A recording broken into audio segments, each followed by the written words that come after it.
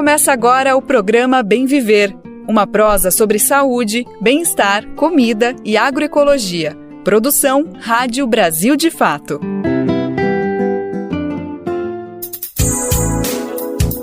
Bora pra mais uma? Hoje é segunda-feira, minha gente, dia 13 de janeiro de 2025, começando mais uma semana e com ela mais uma edição inédita e fresquinha do Bem Viver, uma produção do Brasil de Fato. Você sabe muito bem, na próxima uma hora, o nosso objetivo é pôr em pauta os assuntos importantes pra gente pensar uma sociedade mais justa, igualitária pra todo mundo, tendo como pano de fundo o nosso bem viver. Então, sim, a gente fala de agroecologia, saúde, alimentação, cultura e, é claro, sem deixar de lado os debates do dia a dia, da política, economia, tudo isso cabe no nosso bem viver.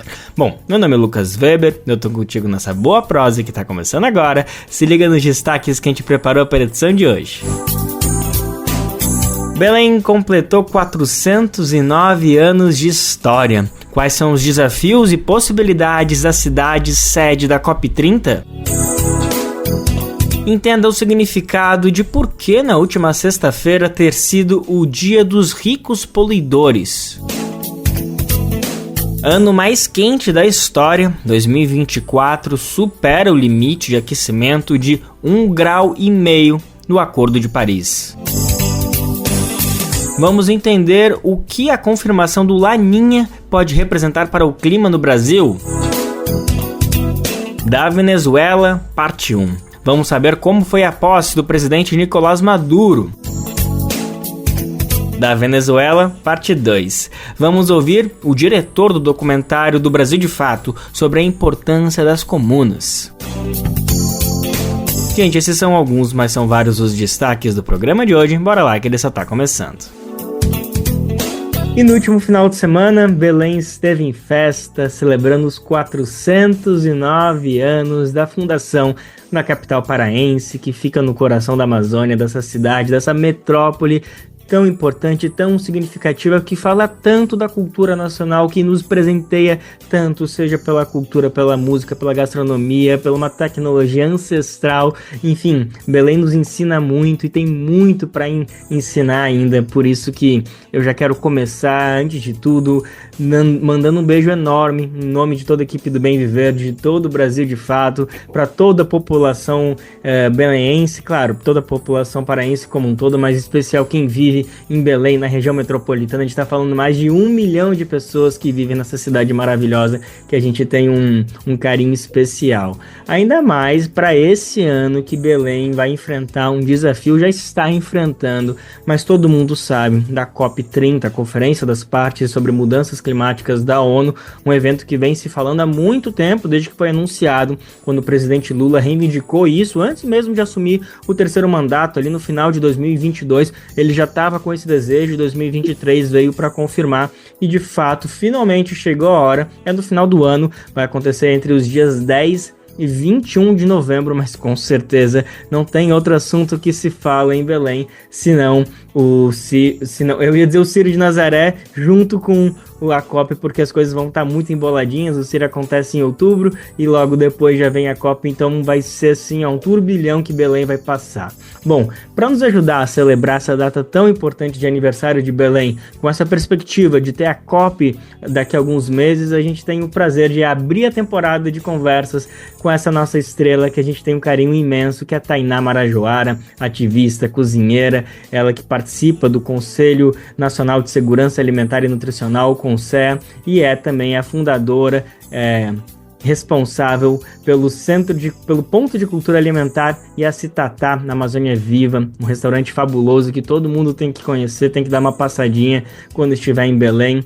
Tainá, antes de tudo, muito obrigado, feliz demais em começar 2025 conversando contigo, obrigado pela disponibilidade, viu, querida? Antes de tudo, feliz 2025 para todo mundo que está aí acompanhando a gente, que seja de paz, de justiça, de prosperidade, de muita saúde, muita coisa boa, de reforma agrária e territórios indígenas, esse 2025 que a gente merece. E falar de Belém, gente, tem uma música que é muito bonita, que também é cantada pela Fafá, né, que tem uma parte que eu acho que traduz muito ela traduz muito esse momento de Belém agora, né? Essa Belém que está sendo buscada, procurada aí pela questão de uma gastronomia amazônica, e essa Belém da COP, a Belém que sediou parte do G20, essa Belém da cúpula da Amazônia, essa Belém que está sendo colocada aí para o mundo, né, como um grande destino verde, e também esse mundo amazônico de possibilidades. Então, Belém se empavula, como a gente fala por aqui, de estar pavulagem, de estar toda bonita, de estar toda cheia. E aí tem uma parte dessa música que é assim: o que é que tens feito, que estás tão faceira, mais jovens que os jovens, irmãos que deixei, mais sábia que toda a ciência da terra, mais dona do amor que te dei. Então, essa música a gente traz porque, apesar de tudo, apesar da gente estar vivendo um colapso climático, apesar de toda essa devastação, tudo isso que vem sendo desafio constante, não só para o Pará, mas para a Amazônia, hoje Belém se celebra. E a gente celebra Belém, essa Belém das árvores frondosas, desse janeiro das frutas caídas, e esse janeiro das frutas caídas, que é também o aniversário de Belém, ele demonstra para todos nós que quando chegam os colonizadores em Mairi, Tupinambá, e eles vêm fundar Santa Maria de Belém sobre o território de Mairi, Tupinambá, o que a gente percebe é que eles chegam numa época de fartura. Então, esse aniversário de Belém, ele também é uma época de fartura. Ele é de água grande, ele é de muitas frutas caídas, ele é de sociobiodiversidade e ele também é de muito calor, como a gente é aqui o tempo todo. Então, viva Mairi Tupinambá, que ainda que se comemore o aniversário de Belém, Mairi Tupinambá está viva e tão viva quanto a nossa cabanagem. Viva, viva, que lindo, Tainá. Poxa, que ótimo que tu já trouxe nessa tua abertura todo esse contexto cultural, esse contexto histórico, é justamente por isso que a gente te escolheu para conversar e tem sempre, queremos ter você perto para falar desses desafios e dessas potencialidades de Mairi Tupinambá, Belém. Tainá, eu quero agora reativar um pouquinho da tua memória afetiva, falando um pouquinho mais da Belém que você cresceu, que você conviveu. Existe um ditado, uma frase que algumas pessoas falam que Belém é uma cidade que cresceu de costas para o rio, falando muito que ela se desenvolveu, não sei se ignorando, mas não vendo essa potencialidade do lazer, do prazer, das águas que banham toda essa região. É uma sensação que você também compartilha? O que tu tem para dizer para a gente diante dessa provocação? Quem é rico mora na praia e quem trabalha não tem nem onde morar. Essa é uma realidade de Belém, mas não porque quem trabalha não busque o rio. O rio é o nosso lugar de caminhada, é o nosso lugar de chegada e partida, é o nosso lugar de vida. Mas essa Belém de costa para o rio é porque a nossa margem ela é utilizada até hoje, ela é tomada pelos colonizadores.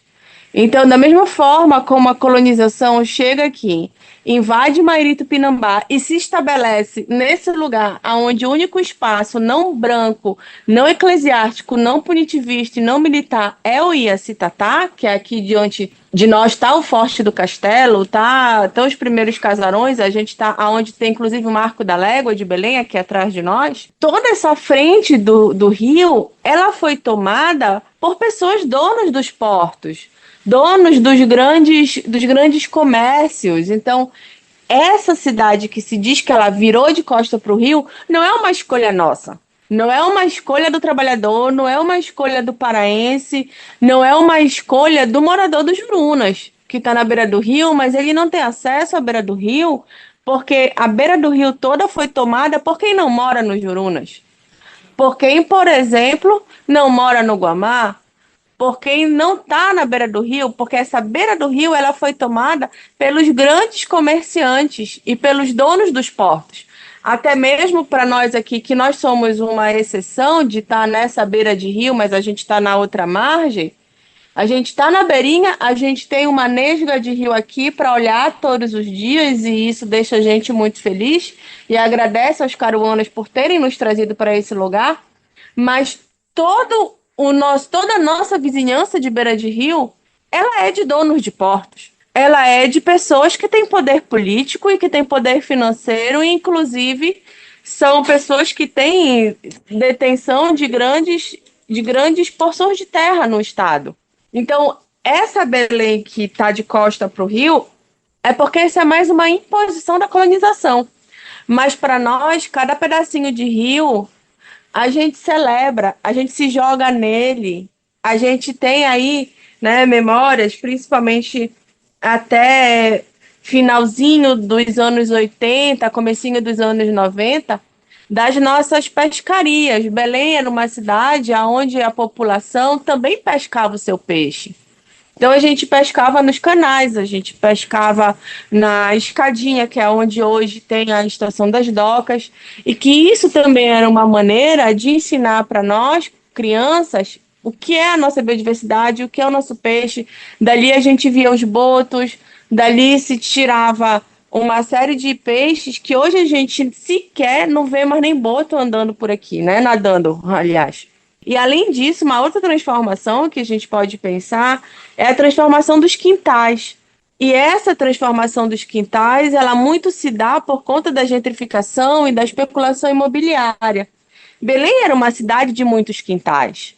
E o nosso abastecimento, ele não vinha da Ceasa. O nosso abastecimento sempre foi da nossa cultura alimentar, porque a nossa cultura alimentar é a nossa extensão territorial do afeto. Quando o Mairi foi tomada pela colonização e os portugueses se estabeleceram aqui, e depois houveram outros ciclos migratórios, como o ciclo da borracha e outros ciclos também que trouxeram uma grande quantidade de pessoas para cá, essa diversidade cultural alimentar, ela também veio se estabelecendo junto com as migrações. Tanto que o paraense, ele consome uma grande quantidade de comida árabe e é uma comida um tanto comum para nós aqui. Você chega, inclusive, a encontrar em locais de Belém, desde muito tempo, hummus, você encontra tahine, esfirra e muitas outras comidas, mas não pela propagação dos fast food que hoje fazem comida árabe. Isso é muito antigo aqui, porque as famílias árabes também se estabelecem aqui e se estabelece especialmente no entorno de onde a gente está aqui também, que é a Cidade Velha. E junto com os nossos tucupis, também se compravam nos mercados as especiarias para ter essa comida. E essa diversidade de povos da Amazônia, os povos do Nordeste, de outras regiões do país e também os povos que vieram de fora, formam toda essa diversidade. E nós temos depois um outro ciclo que também traz muita gente para cá, que são os períodos da ditadura militar, quando eles vêm com as suas mentiras do terra sem homens para homens sem terra, e integrar para não entregar, quando na verdade eles eram grandes entreguistas. E dizem que a Amazônia precisa ser povoada, que não tinha gente aqui. E quando Belém se estabelece como esse grande lugar, né, Belém como uma metrópole, a gente não tem só a população de Mairi junto com a população portuguesa que veio para cá, mas a gente tem uma população muito grande de todas as regiões do estado, e esses quintais, eles eram essas extensões territoriais, aonde nesses quintais você tinha fruta do marajó, tinha um bicho que de repente era do nordeste do estado, que era criado aqui, um tipo de semente que vinha da região do Tapajós, alguém que trazia um peixe do Nhamundá. Então eram diversas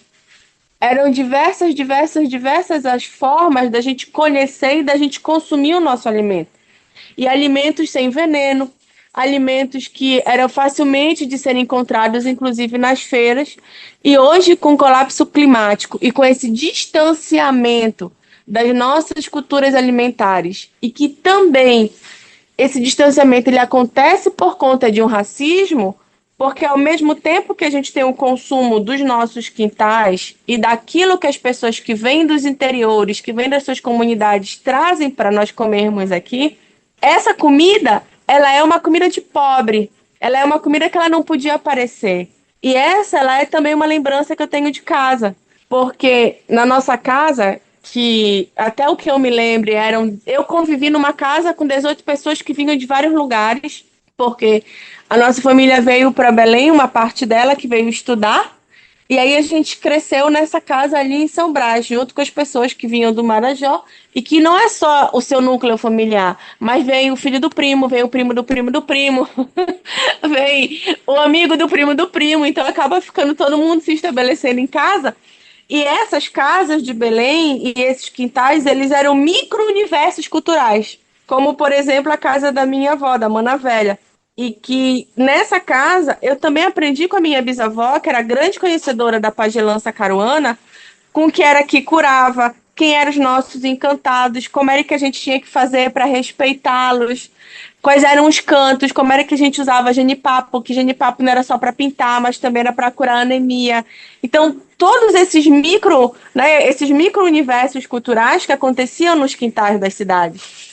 E esse mesmo universo marajoara que estava na minha casa, na casa ao lado tinha um que era de Bujaru, na casa do outro lado tinha o pessoal que era de Bragança, aí lá do lado tinha o pessoal que era do Maranhão. Então toda essa Amazônia, ela acabava confluindo para Belém. E isso é muito legal, porque inclusive eram os nossos presentes. Eu ganhava de presente, para a gente nunca perder essa relação com o Marajó, eu ganhava de presente animais. Então, os animais, eles eram engordados para ser meu presente de aniversário, para comer. E outros também não viriam para comer, eles acabavam sendo presentes que seriam animais de estimação. Porque para nós, o animal de estimação nem sempre é só o gato e o cachorro, né? Nossos animais indígenas nunca foram os pets. Então, e não tinha é o pet. Não, os nossos animais são os animais da natureza. Não importa se é o cachorro, se é o gato, se vai ser uma capivara, se vai ser um macaco. Então, os animais, eles são seres sociais tanto quanto nós.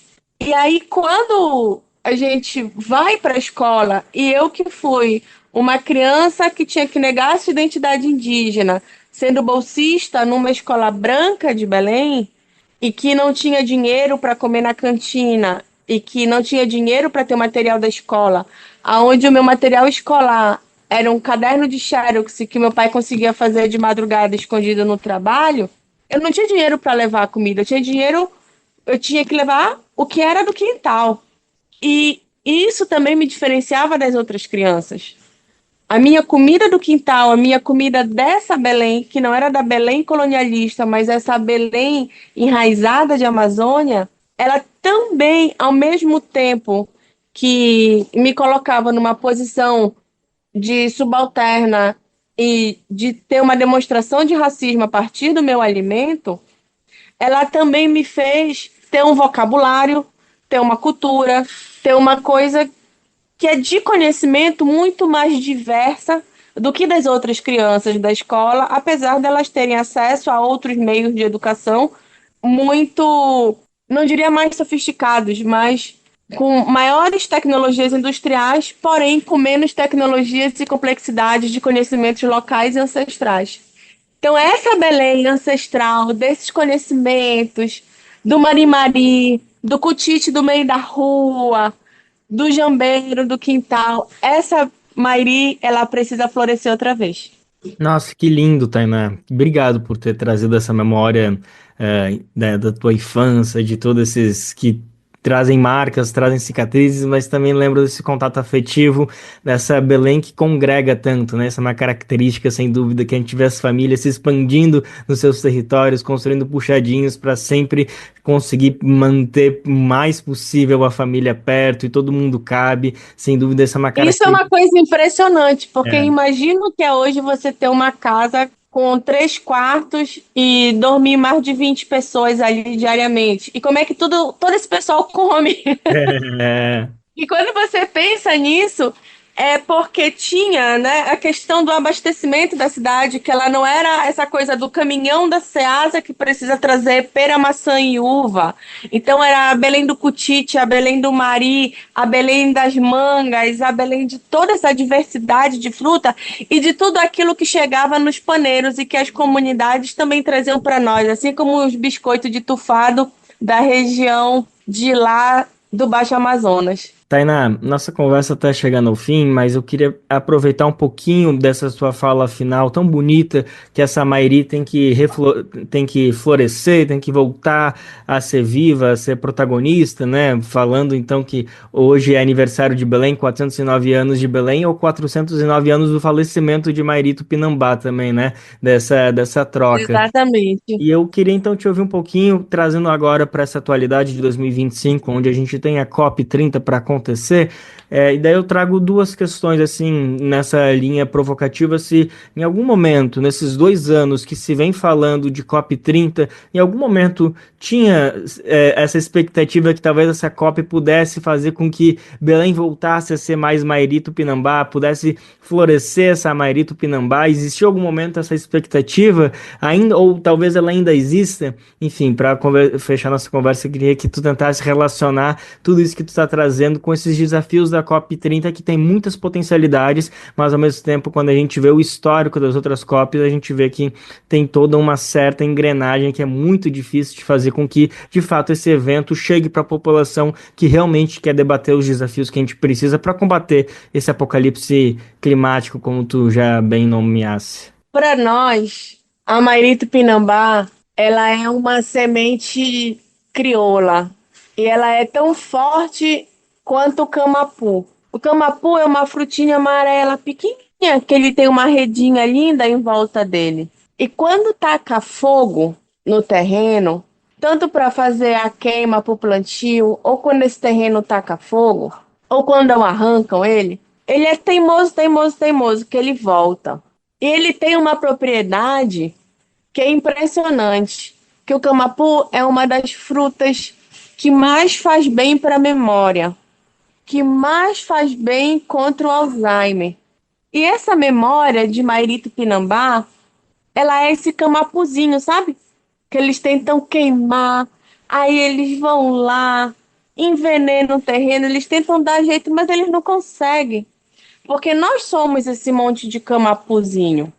E enquanto a gente estiver aqui, a nossa memória, eles não conseguem queimar e colonizar.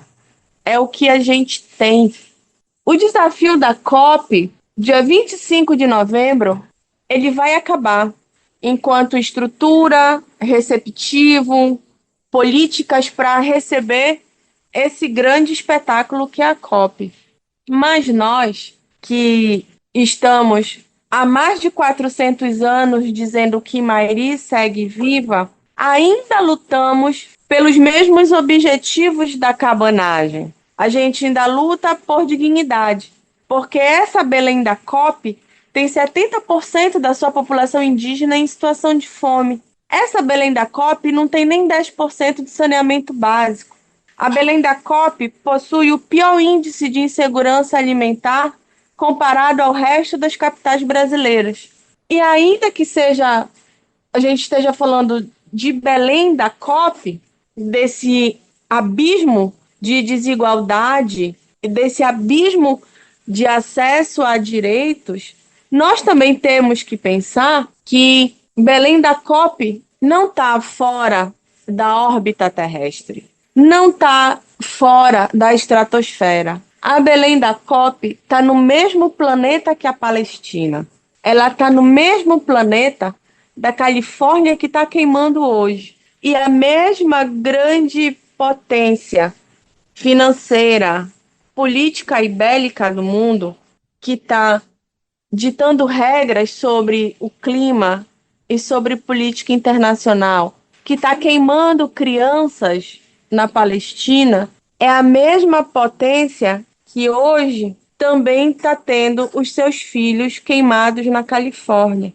E se queima pessoas nesse mundo sem que nenhuma entidade internacional ou nenhuma agência política internacional e organismo como a ONU tenham qualquer capacidade de frear essa queima, essa carbonização de vida. Então, se existe um desafio para a COP, é parar de carbonizar a vida. Nós não estamos aqui para comer arma. A gente não está aqui para respirar toneladas de bomba. O que a gente não pode esperar é carbono neutro para neutralizar genocídio. Nós estamos no mundo em um colapso tomado de maldade. Essa maldade precisa ser paralisada. E não existe carbono neutro que vai parar a maldade. Então, um grande desafio para a COP, para Belém, para Mairi e para todos esses povos, como nós, que são povos não brancos do mundo, é seguir vivos em tempos de genocídio carbono neutro. Que a COP seja capaz de discutir, dialogar e garantir dignidade para todos os seres humanos do planeta, para os seres das florestas, dos rios, dos mares, das montanhas, das pedras, dos umbiguinhos que são magnetizados desde lá do fundo do rio, antes do barro, até depois de cima do céu. É isso. Kekaiturete, feliz 2025 e boa COP para todo mundo. Essa foi Tainá Marajoara, cozinheira, produtora cultural, ativista, fundadora do Ponto de Cultura Alimentar Iacitatá, Amazônia Viva. Ela nos ajudou a celebrar os 409 anos de Belém, de Mairi Tupinambá, e também lembrar dessa perspectiva que no final do ano, em novembro, tem a COP30 que acontece em Belém, mas a gente precisa correlacionar todas essas coisas e nada melhor, ninguém melhor que Tainá para conseguir colocar todos os pingos no i. Tainá, mais uma vez, muito obrigado pela tua disponibilidade. Ao som de Bom Dia Belém, de Fafá de Belém, a música que você citou no início do nosso papo. Legal. A gente encerra essa entrevista. Obrigado mais uma vez, viu? Até a próxima, querida. Kekaiturete, Guamiaba vive, Mairi Tupinambá presente. Há muito que aqui no meu peito murmuram saudades azuis do teu céu. Respingos do orvalho me acordam, luando telhados que a chuva cantou. O que é que tens feito, que estás tão faceira, mais jovem que os jovens irmãos que deixei, mais sábia que toda a ciência da terra, mais dona do amor que eu te dei. Onde anda meu povo, meu rio, meu peixe, meu sol, minha rede, meu tambatajá, a cesta, o sossego da tarde descalça, o sono suado do amor que se dá, e o orvalho invisível na flor se espalhando, cantando cantigas e o vento soprando. Um novo dia vai anunciando, mandando e cantando cantigas de lá. Me abraça apertado, que eu venho chegando, sem sol e sem lua, sem rio e sem mar, coberta de neve, lavada no pranto dos rios que correm, cantigas no ar. Onde anda meu barco de vela azulada, que foi de panada sumindo sem dó? Onde anda a saudade da infância? Maravilha de papo com Tainá Marajoara, ainda mais terminando ao som de Fafá de Belém. Mais uma vez, um beijo enorme para todo mundo de Belém. Bom, seguindo aqui no programa, você sabe que dá para acompanhar o Bem Viver pelo rádio, né? Mas também dá para receber as principais notícias do Brasil de fato, adivinha só, no seu e-mail. É simples, basta se cadastrar na nossa página e escolher as categorias de notícias que mais te interessam. Assim você fica por dentro dos principais acontecimentos do Brasil e do mundo. Além disso, confere análises aprofundadas com uma visão popular do nosso dia a dia. É só acessar brasildefato.com.br/boletim. Simples assim, brasildefato.com.br/boletim. E agora a gente vai falar de uma situação preocupante sobre a questão de classe e a poluição na nossa natureza. Vamos imaginar que cada pessoa tem uma espécie de cota de quantidade de emissão de gases nocivos ao planeta. Tendo essa ideia, se a gente separar o grupo de 1% de pessoas mais ricas, essa cota já foi batida nesse ano. É isso mesmo, minha gente. Ou seja, em apenas 10 dias, as poucas pessoas mais ricas do mundo, 1% mais rico do mundo, já ultrapassou essa média de CO2 anual.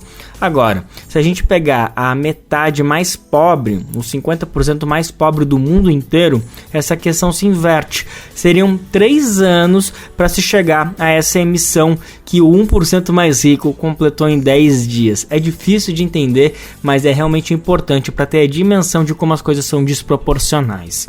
Esses dados foram apresentados pela organização Oxfam e ela aponta que as pessoas bilionárias precisam reduzir em 97% as emissões de CO2 para evitar o aquecimento global. Bom, vamos entender melhor essa história com Douglas Matos. O 1% mais rico da população de todo o mundo terminou na última sexta-feira de consumir a sua cota anual de emissões de gases causadores do efeito estufa de 2025. Já a metade mais pobre da população levará 1.022 dias para emitir a mesma quantidade de gases, ou seja, quase 3 anos. Isso é o que indica o estudo A Desigualdade de Carbono Mata, da organização internacional Oxfam, que discute a desigualdade social e econômica mundo afora. A Oxfam divulgou o estudo na última sexta-feira, justamente para marcar a data em que essa cota foi consumida. A entidade decidiu chamar o evento de Dia dos Ricos Poluidores. A Oxfam definiu a cota anual e individual, considerando metas de emissão fixadas, para que a temperatura média do planeta não suba mais do que 1,5 graus centígrados, tida por cientistas como o limite para a sustentabilidade dos humanos. Segundo a Oxfam, essa cota é de aproximadamente 2 toneladas de carbono por pessoa por ano. Hoje, cada bilionário que pertence ao 1% mais rico da população emite, em média, 76 toneladas de carbono por ano. Já cada pessoa da metade mais pobre emite, em média, apenas 0,7 tonelada de carbono. Para limitar o aquecimento global a 1,5 graus, os mais ricos deveriam cortar 97% das suas emissões até 2030. Nafkot Dabi, líder de política de mudanças climáticas da Oxfam, afirma que os super ricos continuam desperdiçando as chances da humanidade com estilos de vida extravagantes, investimentos poluentes e influência política nociva. E uma pequena elite, segundo as palavras dela, estaria roubando bilhões de pessoas de seu futuro para alimentar a sua ganância. A pesquisa da Oxfam aponta também que desde 1990, as emissões dos mais ricos já causaram trilhões de dólares em danos econômicos, perdas agrícolas extensas e milhões de mortes por calor extremo. De acordo com a entidade, nos últimos 30 anos, os países de baixa e média-baixa renda sofreram danos econômicos 3 vezes maiores do que os valores de financiamento climático prometidos pelos países ricos. Ainda segundo a Oxfam, até 2050, as emissões dos mais ricos podem levar a perdas agrícolas suficientes para alimentar 10 milhões de pessoas por ano. A Oxfam recomenda a criação de impostos sobre os mais ricos e sobre bens de luxo, obrigar corporações a cortar a emissão de gases do efeito estufa e aumentar o financiamento climático. A entidade estima que países ricos devem cerca de 5 trilhões de dólares, algo em torno de 30 trilhões de reais, a países em desenvolvimento do que ela chama de dívida climática. De São Paulo, da Rádio Brasil de Fato, locução Douglas Matos. Com esses dados, a gente lembra mais uma vez o recado que segue sendo feito por muitos movimentos por todo o país e pelo mundo inteiro. Ou mudamos o nosso modo de civilização e o sistema capitalista como um todo, ou a gente não vai ter planeta em condições habitáveis para nós seres humanos. Ouvindo a reportagem, a gente fica inclusive fazendo analogias na cabeça, né? É como se tivéssemos um banquete, onde alguns poucos devoram quase tudo em questão de minutos. Por outro lado, uma maioria mal belisca o prato. É assim que o planeta vive, o consumo de carbono e as injustiças socioeconômicas também persistem. Enquanto isso, no nosso planeta, o ano de 2024 será lembrado como um marco climático no mundo inteiro, e não por boas razões. Foi o mais quente já registrado, ultrapassando pela primeira vez a barreira de 1,5 grau no aumento da temperatura média. Ela foi estipulada como limite crítico, isso pelo Acordo de Paris. Na última sexta-feira, o Observatório Europeu Copérnicus divulgou dados nesse sentido. A temperatura média global alcançou 15,1 graus Celsius, um aumento de 1,6 graus Celsius em relação à era pré-industrial. Esse recorde histórico superou 2023, que já havia sido o ano mais quente desde o início dos registros, que é de 1850. E o dia mais quente de todos os tempos foi 22 de julho, quando a temperatura média do planeta atingiu 17,16 graus Celsius. O que está por trás desse cenário é bem conhecido: o aumento dos gases do efeito estufa. Tudo isso impulsionado pela queima de combustível fóssil. Em 2024, os níveis de dióxido de carbono cresceram como nunca antes. O relatório também aponta a distância entre as promessas feitas na Conferência do Clima em 2023 e a realidade atual. Caso as emissões sigam nesse ritmo, o mundo está a caminho de um aquecimento de 2,7 graus até o final do século.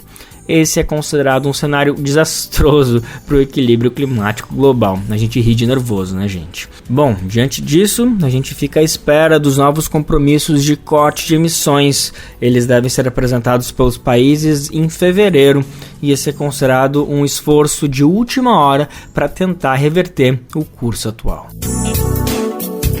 Bom, agora chegou aquele momento de compartilhar um recadinho, um bilhete sonoro que vem do fundo do coração de toda a equipe do Brasil de Fato.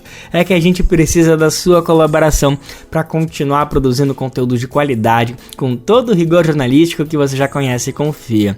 Nosso trabalho é e sempre será trazer a visão popular dos fatos, tanto no Brasil quanto no mundo.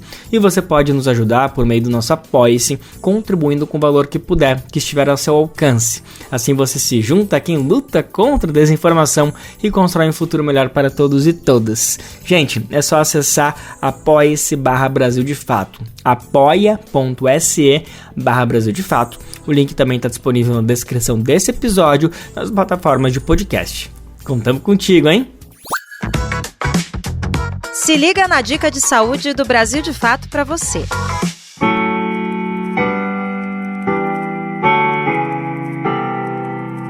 Olá, eu sou a Marcela, psicóloga e psicanalista, e hoje eu vou falar um pouco sobre saúde mental.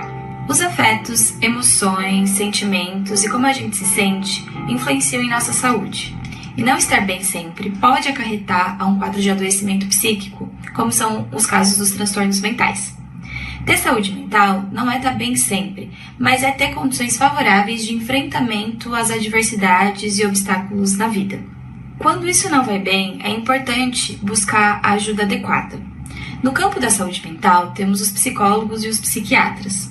Os psicólogos são profissionais formados em psicologia e que vão atuar entendendo ali os pensamentos, quais são os comportamentos, emoções e afetos que podem estar corroborando para o quadro, e tendo uma abordagem então mais psicoterápica. Já os psiquiatras são médicos e por isso vão ter uma abordagem numa perspectiva mais biológica, com uma abordagem medicamentosa, por exemplo. É muito importante que para cada caso seja interessado um tratamento e que esses dois profissionais possam caminhar juntos em direção ao melhor encaminhamento do caso. Onde você pode buscar ajuda? Nos centros de atenção psicossociais, que são serviços do SUS destinados ao campo da saúde mental. Lá você poderá ser acolhido para essas demandas e, além disso, você também pode buscar de forma particular ou pelo convênio médico por esses profissionais. Algumas universidades também dispõem de tratamento gratuito por meio de clínicas escolas. É importante que você possa fazer um mapeamento e entender, a partir da sua realidade e da disposição aí da sua cidade, quais são as suas possibilidades. Buscar ajuda adequada com profissionais com formação adequada é muito importante para um tratamento que seja eficaz. Por isso, cuide da sua saúde mental e saiba reconhecer quando for o momento de buscar ajuda. Seguindo aqui no programa, vamos continuar falando sobre as questões climáticas relacionando com o saneamento básico. Para isso, a gente tem a alegria imensa de trazer a nossa colega, nossa parceira, Nara Lacerda. Ela conversou com a pesquisadora Adriana Sotero, da Fundação Oswaldo Cruz, a Fiocruz. A prosa começou sobre o problema de contaminação das praias no litoral do estado de São Paulo. Eu acho que primeiro a gente precisa falar sobre o problema, né, que a gente observa, né, dessa contaminação da qualidade sanitária das nossas praias, das nossas águas também de rios, né, se dá devido à falta de acesso de grande parte da população brasileira ao saneamento ambiental, né, que ocorre, né, diversas doenças podem acontecer por conta dessa contaminação, por conta dessa baixa qualidade das águas e também do solo. Isso se dá devido ao tipo de urbanização que a gente tem realizado nas cidades brasileiras, principalmente nas cidades da nossa costa, né, do nosso litoral. Então, se dá também devido à possibilidade de uma escolha política, né, de políticos não comprometidos com a gestão dos serviços essenciais para a população. Bom, com essa introdução que a professora traz para a gente, fica bastante fácil de entender por que o Poder Municipal ali no Guarujá, a Prefeitura do Guarujá, apontou a questão do esgoto como a principal suspeita para o que está acontecendo no litoral de São Paulo. Mas, Adriana, eu queria conversar um pouco contigo para colocar todo mundo que está nos ouvindo na mesma página em relação a como funciona essa questão de saneamento, principalmente do esgoto, no nosso país. A gente tem um Plano Nacional de Saneamento Básico, que inclui, gente, não só a gestão do esgoto, tá? A gestão da água, a gestão do lixo, a gestão do saneamento urbano como um todo. Esse plano, ele está instituído no papel, ele é uma política que precisa obrigatoriamente ser aplicada, mas pelo que a gente observa ao longo dos últimos anos, isso ainda não aconteceu, pelo menos não na totalidade. E todas as vezes que o Brasil tem alguma questão ímpar, assim, uma tragédia, por exemplo, um crime ambiental como o que aconteceu no Rio Grande do Sul, no começo do ano passado, que demonstrou a fragilidade do sistema de esgoto, ou o aumento do número de turistas nas praias brasileiras, como o que está acontecendo no litoral paulista. Então, são situações díspares, completamente diferentes, mas que demonstram a fragilidade do nosso sistema. Então, para colocar todo mundo na mesma página, Adriana, como é que funciona o sistema de esgoto no Brasil, ou pelo menos como deveria funcionar? Que tipo de esgoto a gente está despejando no nosso mar atualmente? Dá para ter uma ideia? É verdade, as nossas escolhas políticas acabam influenciando, né, esse enfrentamento desses desafios, né, e da responsabilidade, principalmente da gestão em áreas de condições de vulnerabilidade ambiental, que acabam não sendo atendidas pelo saneamento, né? Até mesmo dentro dessa nova modelagem aí, que tem sido ocorrido no Brasil, né, em diversos estados, não estão previstas as regiões, né, onde temos pessoas com baixo poder aquisitivo, né? As áreas de favela, as áreas de periferia não estão sendo contempladas nesses planos. E a gente observa, né, que devido à expansão irregular das áreas mananciais, né, que vão servir ao abastecimento humano, vão comprometer então essa sustentabilidade hídrica, a ocupação também de áreas de encosta, né, que são sujeitas a inundações, ou áreas de ribeirinhos, né, devido a essa falta de planejamento e fiscalização do poder público, né, para não permitir que as pessoas se coloquem nessas áreas de risco, né. O aumento também da densidade habitacional, em consequência, o aumento então da demanda de água, o aumento também da carga de poluentes que vão sendo lançados então nos rios próximos a esses locais, o acúmulo de lixo também. Então essa falta de planejamento das cidades, né, que poderiam principalmente contemplar as pessoas mais pobres e carentes, precisam então ser pensadas, né? A gente precisa de políticas habitacionais abrangentes que incluam todos os grupos populacionais. A gente costuma falar, a gente até escreveu numa revista que o saneamento não admite excluídos, porque é uma questão de direito humano fundamental que vai refletir diretamente na saúde, né? Até a FUNAS, ela cunhou um termo chamado DERM-SAICS, relacionado com as doenças relacionadas ao saneamento ambiental inadequado, que vai categorizar 5 classes de doenças, né? Uma delas, a gente pode ilustrar o que está acontecendo lá em São Paulo, né? Que é a classe das doenças de transmissão fecal-oral, como as diarreias, né? Que podem ser acometidas por gastroenterites, a cólera ou devido a vírus, como adenovírus, né? Que podem provocar também diarreias. Uma segunda classe, doenças transmitidas por insetos vetores, como a dengue. A dengue também é uma doença que dá para ser prevenido, que é uma doença relacionada também ao saneamento ambiental adequado. Ou seja, se a gente tiver saneamento, o número de casos de dengue iriam cair. Por isso que não a gente excluído, porque a dengue ela afeta várias pessoas, né? Uma terceira classe são as doenças através do contato com água contaminada, como a leptospirose, contato com a urina de rato, que aconteceu lá no Rio Grande do Sul, né? Muita água, e as pessoas não podendo ter água para beber, porque a água está contaminada com urina de rato, como a leptospirose. Doenças relacionadas com a higiene, como conjuntivites, né? Doenças também aqui da classe relacionadas com os parasitas, geomintoses, tenias, ascaridíases. Então, essas 5 classes são doenças que podem ser evitáveis. E a falta do saneamento exclui, né, parte da população desse acesso a esse serviço público, que deveria ser público, né, coloca, então, as pessoas em condições de vulnerabilidade, principalmente as pessoas mais carentes, né? Além do que o desmatamento, também a eliminação de predadores, de áreas verdes, né, podem causar então, esse desequilíbrio ecológico dos ecossistemas, que a gente então vai observar, né, quem vai ser os mais afetados, quem está mais vulnerabilizado com as questões do desequilíbrio ecológico. O PlanSAB, como você falou, né, pegando dados lá do PlanSAB 2019, ele aponta, por exemplo, onde estão os déficits de saneamento, né? O déficit de serviços de água, por exemplo, ele coloca 65% das pessoas que residem em áreas rurais com esse déficit, afetando cerca de 11,4 milhões de habitantes. E esgoto é maior ainda. 55 milhões de brasileiros, cerca de 36% das pessoas que residem em áreas rurais, são afetadas pela falta de saneamento, né, devido ao serviço de esgoto que não é prestado. Então, as áreas rurais são as que mais são afetadas. Mas a gente observa também nas cidades, nas grandes cidades, em áreas de favelas e periferia, que a gente vê caminhão de material de construção chegando no lugar, mas a água de esgoto não chega, né? Então, como pode? Chega aquele monte de material de construção, como se tivesse tantas casas, mas o serviço não chega, né?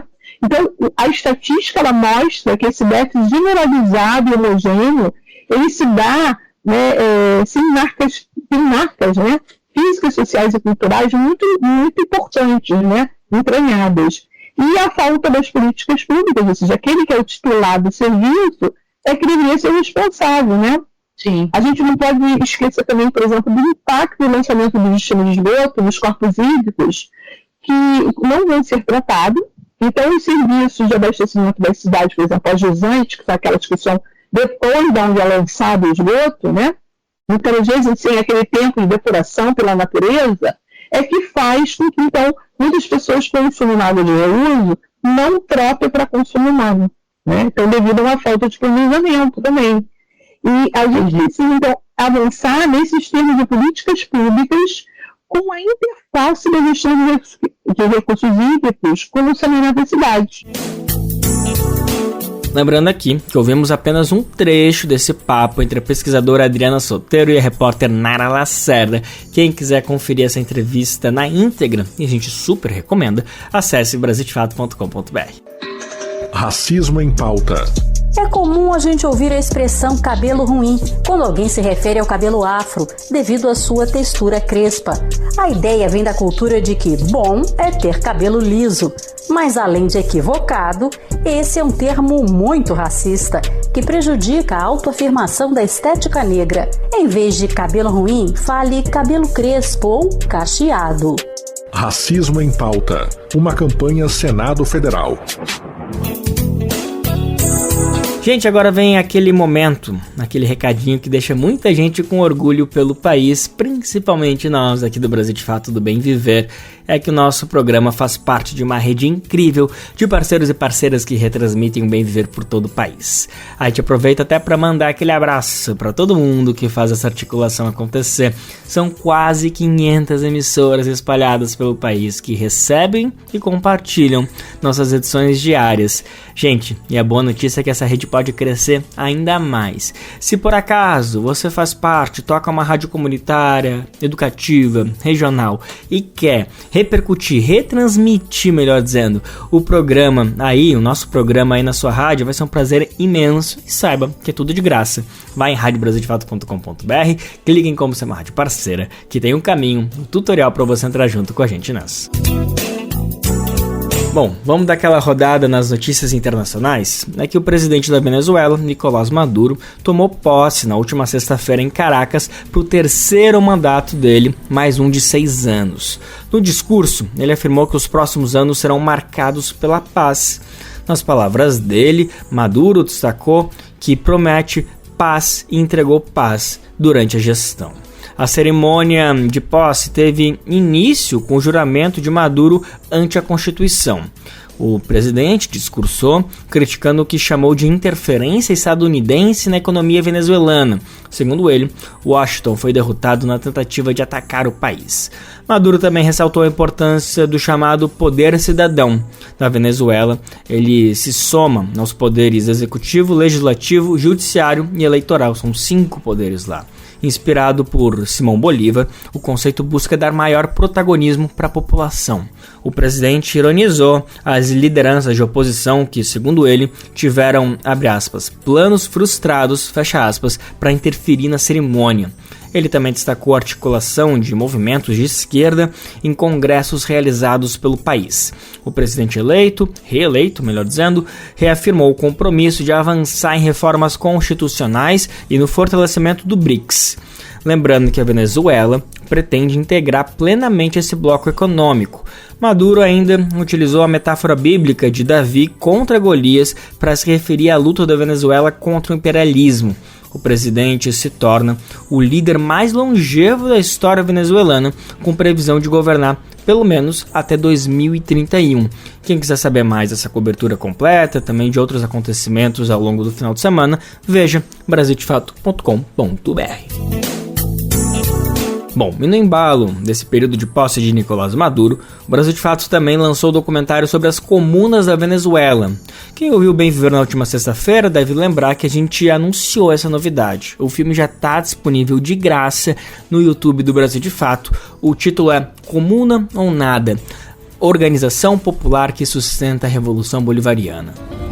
La comuna é o exercício mais genuíno, más eficaz, no digamos ideal, real, del pueblo asumiendo el poder. Común es un sistema de gobierno. E como a gente ouviu nesse pequeno trecho, o espanhol do filme é até, digamos, não tão complicado de se compreender, né? Mas vale lembrar que no vídeo a gente tem a legenda para quem preferir. E agora a gente vai saber um pouquinho mais sobre essa produção. A gente vai ouvir o nosso colega, jornalista José Eduardo Bernardes. Ele dirigiu o filme e foi entrevistado por Kaique Santos no programa Central do Brasil. Bom, José Eduardo Bernardes começou falando sobre o momento da produção. Eu cheguei na Venezuela no dia 22 de julho, se eu não me engano, e fiquei até o dia 6 de agosto. A ideia inicial era, quando eu saí daqui do Brasil, era produzir um documentário, um material sobre as comunas.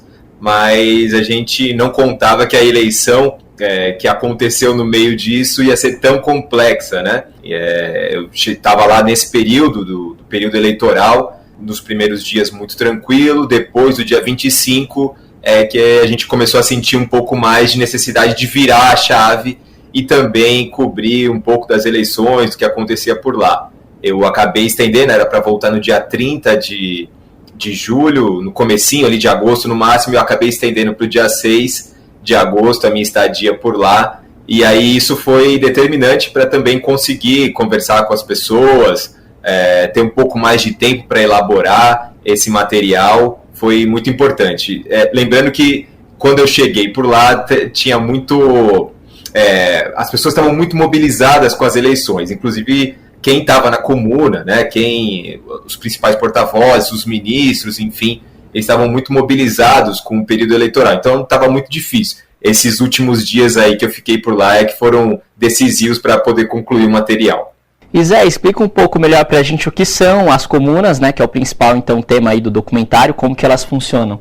As comunas, elas são organizações populares que acontecem nos territórios, né? Então, uma comunidade, ali um povoado, uma região específica, tem comunas, então as pessoas se organizam de forma popular, tem um parlamento da comuna, tem conselho comunal, enfim, tem toda uma estrutura que determina o que é uma comuna.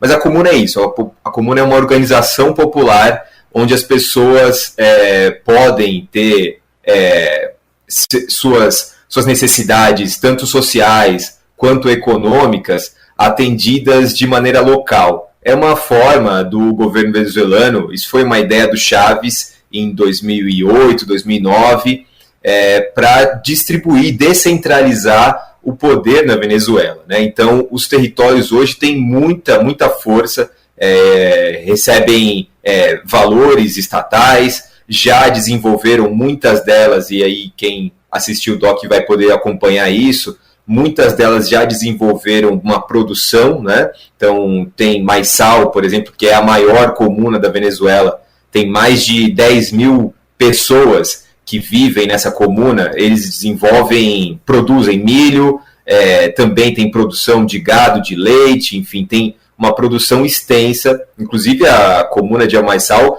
foi decisiva nos períodos de crise que a Venezuela enfrentou entre 2016, 2019, 2020, né, a crise econômica, que foi um período mais complicado na Venezuela.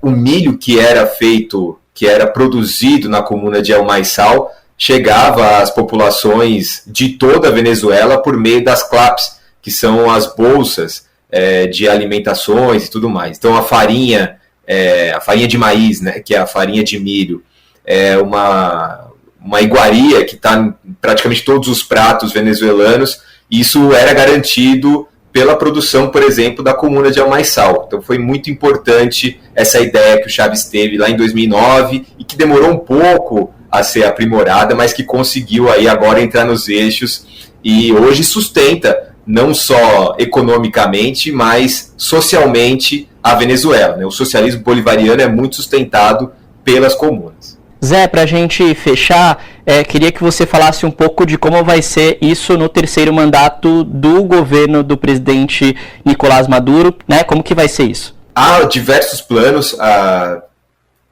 de campanha também, né, que foram apresentados pelo presidente Nicolás Maduro, mas isso já vem amadurecendo há algum tempo no governo venezuelano. A importância de que as comunas sejam centrais no governo venezuelano, né? Tem alguns projetos de habitações populares para essas regiões, deve se intensificar. Há projetos também de expansão de crédito para pequenos comerciantes e que muitos deles estão nos territórios onde essas comunas atuam, e também de transferência direta de valores para que essas comunas elas consigam se formalizar cada vez mais. Lembrando que tem mais de 3.600 comunas que já são formalizadas pelo governo venezuelano, outras 1.600 que aguardam a formalização para começar a receber esses valores, chega a quase 10 mil esses valores. Enfim, é muito importante, isso deve ganhar uma força muito, muito grande nesse terceiro mandato do Nicolás Maduro. Só mais uma dica para quem for assistir o filme Comuna ou Nada, a organização popular que sustenta a Revolução Bolivariana. Vale olhar o recurso de Closed Caption do YouTube, que é para ajustar a legenda. Ao abrir o vídeo é só procurar aquele ícone com CC, a sigla, né, para Closed Caption, e ajustar para o idioma desejado. Gente, e assim a edição do Bem Viver de hoje fica por aqui. Abrimos mais uma semana e vamos seguir nela. A partir de amanhã você confere o nosso programa mais uma vez, a partir das 11 horas da manhã, para o mundo inteiro nos ouvir, pela internet lá em radiobrasildefato.com.br. Logo depois, a nossa parceira de primeira hora, a RBA, a Rádio Brasil Atual, 98,9 FM, transmite o programa aqui na Grande São Paulo. O Bem Viver também vai ao ar em diversas rádios pelo país, a lista completa de emissoras que retransmitem o programa você encontra no nosso site, na matéria de divulgação diária do programa. Aqui a gente aproveita para agradecer esses veículos por estarem com a gente. O Bem Viver também fica disponível com podcast no Spotify, Deezer, iTunes e Google Podcast. A apresentação deste programa foi de Lucas Weber, roteiro de Daniel Lamir, que está por trás da edição e produção, ao lado de Douglas Matos. Trabalhos técnicos de Lua Gattinone, Edson Oliveira e André Paroche. Coordenação de Rádio e TV Moniz Ravena, diretora de programa de áudio Camila Salmazo, direção executiva Nina Fidelis, apoio toda a equipe de jornalismo do Brasil de Fato. Gente, até amanhã. Tchau, tchau. Você ouviu o programa Bem Viver, uma prosa sobre saúde, bem-estar, comida e agroecologia. Produção Rádio Brasil de Fato.